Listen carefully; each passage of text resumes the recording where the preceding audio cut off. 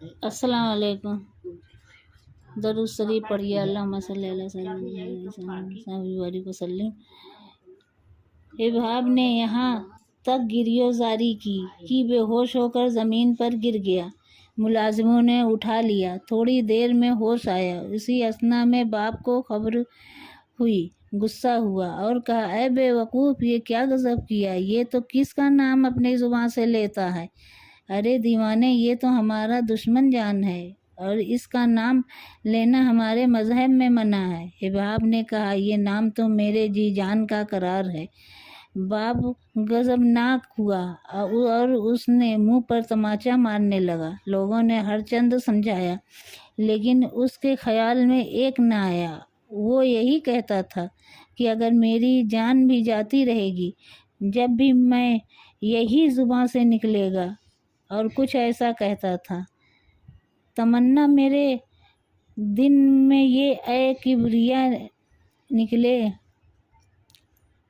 زباں سے نام تیرا اور محمد مصطفیٰ نکلے، نگار احمد مختار ان آنکھوں سے ہم دیکھیں، الہی جلد دل کا یہ ہمارے مدعا نکلے۔ یہی کہتا ہے میرا فنسوک، مجھ سے ہر گھڑی گوہر، زباں اج سے ہر دم محمد کی ثنا نکلے۔ الغرض جب حلیب نے ابہاب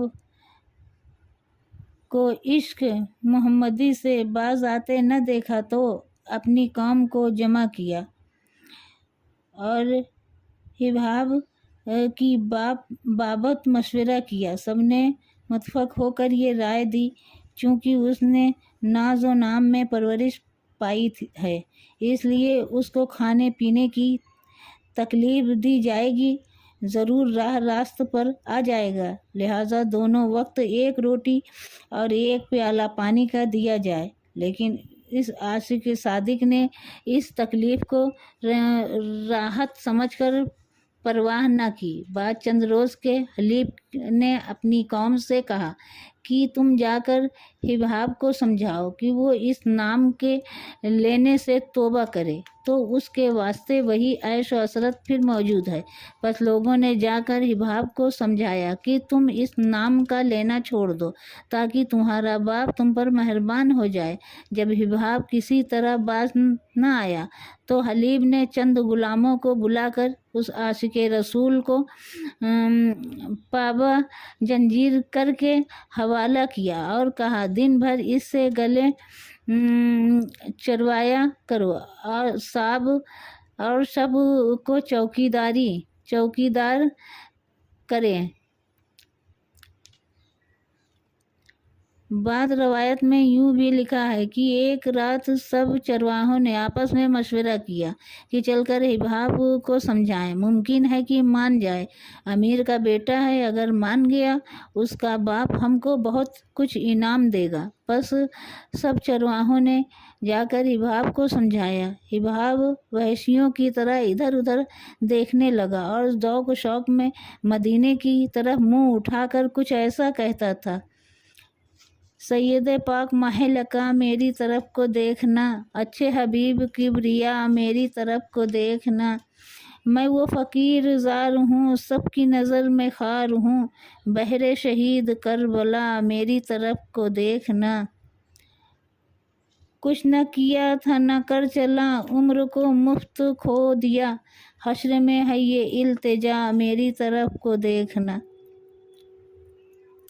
روایت ہے کہ جب ابہاب جان سے عاری ہو گیا تو حق تعالیٰ کی جناب میں عرض کی، اے مالک دو جہاں، تو سب کی حاجتوں کو پورا کرتا ہے، جس کی زلف کا سودا میرے دل کو ہو گیا ہے، جلد اس سے ملا دے۔ چنانچہ دعا قبول ہوئی، فوراً وہ مکان روشن ہو گیا اور سب طرح کی آشائش ہو گئی۔ چند سال اس مکان میں رہتے گزرے تھے کہ حضرت نے مکہ سے مدینے کو ہجرت کی۔ ادھر ابہاب بفضل اللہ قید سے رہا ہو گیا اور آپ کی یاد میں رات دن بے چین رہتا تھا اور کچھ ایسا کہتا تھا جیسے کسی عاشق کا کلام۔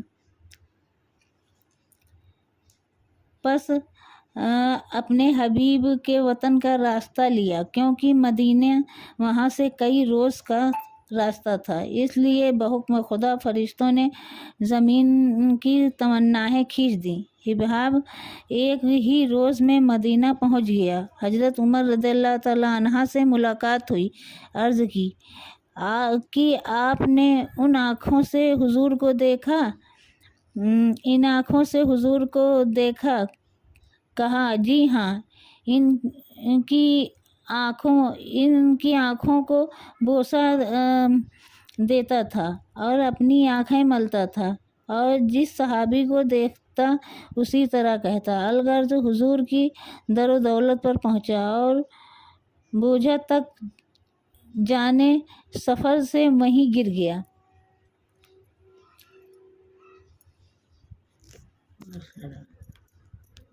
دیکھتے ہیں صحیح ہے۔